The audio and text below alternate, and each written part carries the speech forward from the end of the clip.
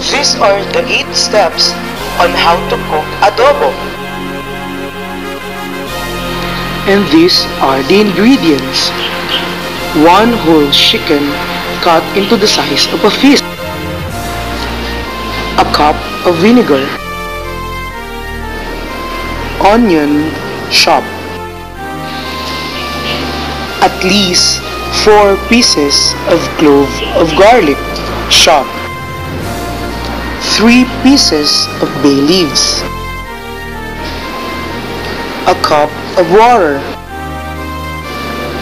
1 teaspoon of peppercorn. 2 teaspoons of vegetable cooking oil. A cup of soy sauce. 1 teaspoon of salt and sugar, optional.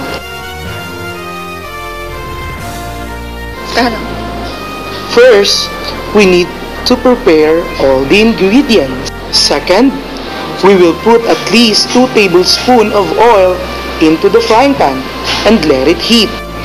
Third, when the oil is ready, put the onion and garlic.